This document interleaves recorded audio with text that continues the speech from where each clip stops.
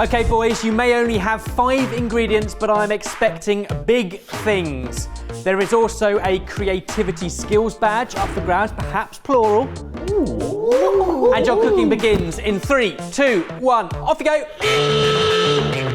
Oil, pepper and sugar is free. Mike, last time we did one of these, you went sweet. By the looks of the chocolate cream biscuits you've just blitzed up, sweet again. I am going sweet again. Can I just clarify? Oil is free. Correct. Excellent. Well, I'm making a 4-ingredient, chocolate-only tart. I have chocolate biscuits, white chocolate, dark chocolate, milk chocolate, oil, water, sea salt. That's a chocolate tart. Sounds a bit rich to me. I think I could probably make a nice chocolate tart with just 5 ingredients. It wouldn't be those 5 ingredients, so I'm intrigued. He's only using 4 ingredients though. Exactly, Evers. So, chocolatey biscuit base, a water dark chocolate ganache, tempered milk chocolate shards with an olive oil and white chocolate drizzle. I'm kind of on your side here. You need all the help. I want you to do this because I want you to prove Evers wrong. You're punching? Yes. I've zhuzhed up my biscuits, added a little bit of coconut oil, packing it into a springform tin and then chilling that down. So it's no bake. Jay, what are you doing? Also sweet by the looks of it. Tinned pears, white chocolate, tofu, passion fruit, I can't do that, and granola. To make some kind of deconstructed cheesecake style dessert.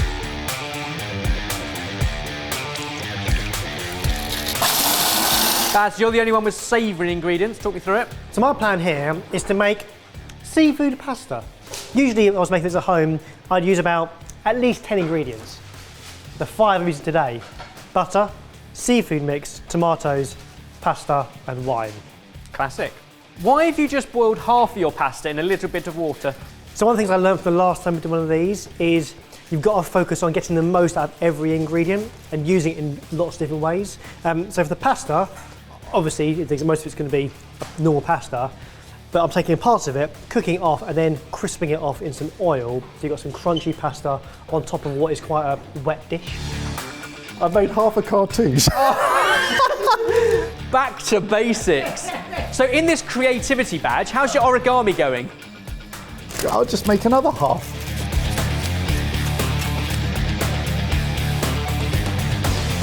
The syrup from my tinned pears is reducing. I'm then going to add in some pear halves and caramelise them in that syrup. Lovely. Meanwhile, also making a puree out of some more tinned pears along with some passion fruit. I'm super intrigued by your dish, Mike, because things like a water chocolate ganache is notoriously difficult. I've never made one. I don't understand the science of it. Me neither, but I watched some really good videos of some chocolatiers. One of the key benefits, apart from it being dairy-free, of a water chocolate ganache is that it actually accentuates the flavour of the chocolate. It's not being masked by all that dairy. And so I picked some really, really high quality fruity chocolate. Okay, into the fridge. So when you've only got 5 ingredients to play with, each one is a careful selection. What pasta have you gone for? In true Barry style, I'm going pretentious. And if pretentious was a flavour, I'd probably say it's a squid ink spaghetti. If I was making this properly, I'd be squirting a bit of squid ink into my sauce. But actually, you can buy squid ink spaghetti from the supermarket, which is absolutely delicious. That's a silly idea. Next, let's make a water ganache. So essentially, it is the same as a regular ganache, where you pour hot cream over chopped chocolate and the residual heat typically would melt the traditional ganache. And usually chocolate and water don't mix. So how do you fight that? It's all about the ratios, and from what I could find, a 2-to-1 ratio is good. And it's quite similar in that you pour the water over the top, you leave it to sit for 3 minutes, and then you whisk it as it cools to get that thick, ganache, velvety texture. It's smooth, it's glossy. I'm just wanting to make sure that all the bits have melted. So far, I have caramelised pears, I have pear and passion fruit puree, and a pear and passion fruit salsa. I've zhuzhed up some granola for a crumb, and then I'll use whole bits later on as well. I've melted some chocolate, and it's now time to make my cheesecake mix. We'll see how stiff it is as I whip it. Looking good. Whew, okay, it's going into the fridge to set up. Baz, Hello. you've boiled and fried some pasta. Creative. Is that what it's supposed to look like? So you've gone for very, very particular pasta. Yep. What about the wine? A pretty basic white wine. Aim here is I'm just going to cook off the alcohol, reduce it by a third, and then I'll add that to my sauce later on. Tom's going straight into the boiling water and then take it into ice cold water where the inside should shrink back and the outside, the skin, should be able to peel off nice and easily. And what are you doing with tomato skins? Yeah, I thought about that. I wonder if I could blend them up and put it in the sauce. Is that a thing? Crisp them up. You reckon? Great idea. Creative. Creative. I like it. Gonna temper some milk chocolate. Temper. I'm going to heat this up. I was aiming for somewhere between 45 and 50. Now I've got to cool it down to 30. And I'm going to add some excess finely chopped chocolate to do that. So the reality is when you take it up, you probably want to stop it at about 40, 42 because it's going to carry on going with the heat of the bowl. Yeah. To a stop at about the 45, 46 mark before you start bringing it back down again. If you do want to bring it down, you can put it into an ice bath. If you're enjoying this, there are some small things you can do that make a big difference to us. Like the video, subscribe if you aren't, click the notification bell and select all. Thanks. The food team have not been able to help us develop our recipes, but they can still deliver snacking meat. Just because I'm getting hungry, I'm going to say 20 minutes left on the clock.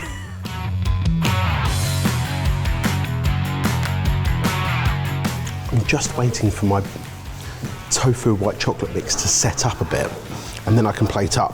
So in the meantime, I'm riffing. I've taken some of my blitzed up granola, mixed it with some of my syrup from the pears, and some white chocolate, and then put it on a baking tray and put it in the oven. I don't know what's going to happen, but it'll be fun. And now, I'm just spooning out some passion fruits. What could I do with them? And now onto a silicone mat.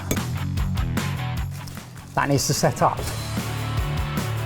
And this is actually probably the most punchy thing that I'm making. An olive oil and white chocolate sauce.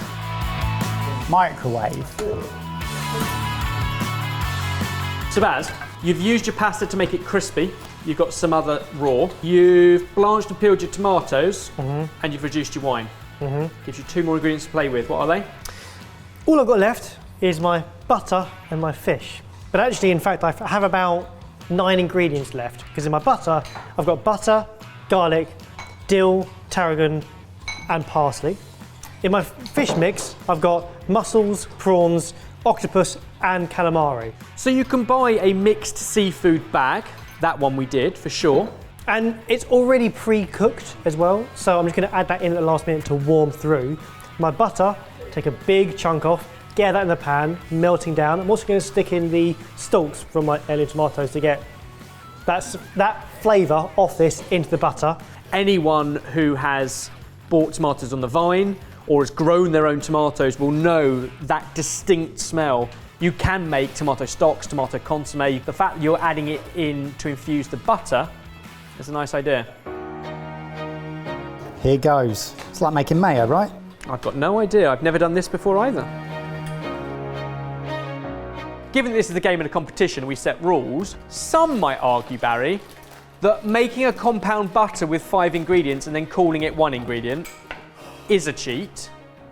However, given a recent leftover challenge video, where you made compound butter from otherwise leftover ingredients that would have gone to waste, I think it's kind of smart.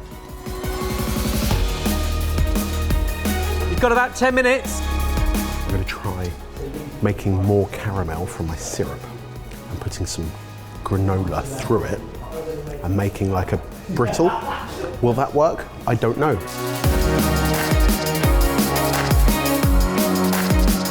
These are the kind of recipes that if you are perhaps cooking for a group or a crowd in something like a self-catered accommodation, it's perfect because you start off with an empty cupboard. So you really want to rely on what you're buying, a handful of ingredients, just 5, rather than a store cupboard full of spices and herbs and vinegars and oils. That's why this cooking is so smart. Hopefully. It looks like it's coming out nice. Okay. Cool.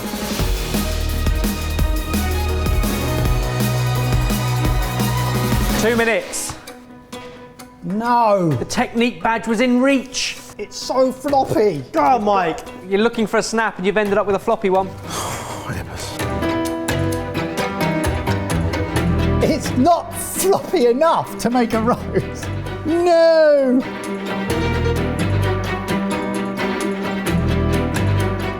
Last 5, 4, 3, 2, 1. Oi! Stop! That's a great job, but time's up. Right, 3 dishes. Let's get me to the sexies.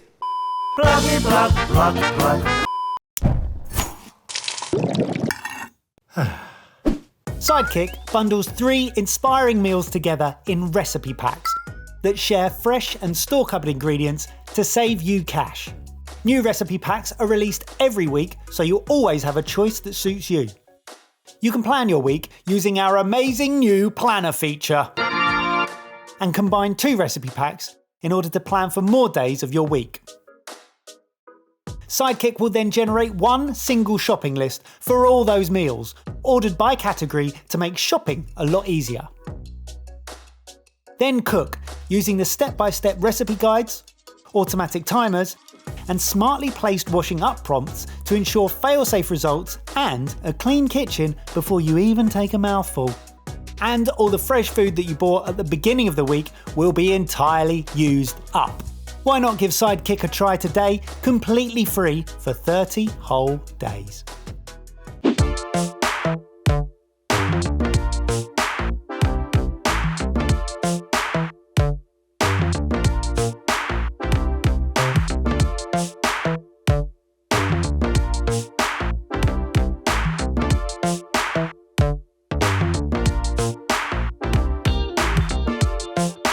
Three dishes to the brief of 5 ingredients only, or less. Or less, especially as one of the main components didn't even make it on. Let's start this end with the pasta. Straight off, I like the fact that you've chosen a pasta that gives you more than just basic pasta. It's got the squid ink colour and flavour, and you've used it in 2 ways. And I like the fact you saved the tomato skin. That reduced white wine gives you a real acidity, It's a zinger. as you would kind of expect of lots of freshly squeezed lemon. It's delicious. These tomatoes are so fruity and sharp and amazing. I think buying ingredients like the mixed seafood bag, which is frozen so nothing goes to waste, you only defrost what you need, is a really smart way of getting real variety into it with one purchase. What's amazing is this looks really good, and then you can see where Jamie's tried. Around the edge, he's like, I'm going to go uniform. Blub, blub, blub, blub, blub. That is lovely. That has lots of little subtle flavours. The sticky caramel notes you get from the reduced syrup, both on the granola and on the pear, is excellent with what is otherwise really tropical fruitness. Like the passion fruit probably delivers more than the pear, but with the white chocolate, it's really, really good. It's a very naughty breakfast, it feels like. A naughty breakfast. Cereal, milk and fruit is kind of like where my head went. I think it's very much outside of your normal box. I think it's well delivered, and I think it's pretty creative. Ah, what could have been? I was genuinely excited, but the temper didn't quite work. No. I feel like this is more kind of chocolate truffle cake as opposed to a sort of lighter ganache. Wow. Oh, that's how they always plate it, isn't it? Yeah, on top of its mum. Get involved. The quality chocolate comes through. If anything, I think I'd have wanted more of that white chocolate olive oil on top, because that's also delicious and a really nice, lovely idea, because you do get that peppery, grassy note through it, as well as the sweetness of white chocolate. Excellent. In fact, if espresso had been your 5th ingredient on the side, Don't say that, gold Ebbers. dust. Or a little dessert wine, or a little something on the side as your 5th ingredient. But for something that only has 4 ingredients, that is yummy. I think today, for choice of ingredients and then application to get multiple elements out of it, both of these get creativity badges. The 5 ingredient badge is awarded to both of you. But as an overall winner, I feel like it has to be that one. Oh! Because that is so unlike you, and I think it's absolutely delicious. It is subtle, but the combination of white chocolate, sticky and tropical is absolutely delicious. You're learning. Flavour upon flavour upon flavour isn't everything. It is, because that's got all of that. And I feel like The that's whole what... thing with subtleties. We're going for subtleties. Yeah. I want an espresso. I want some badges, Ebbers.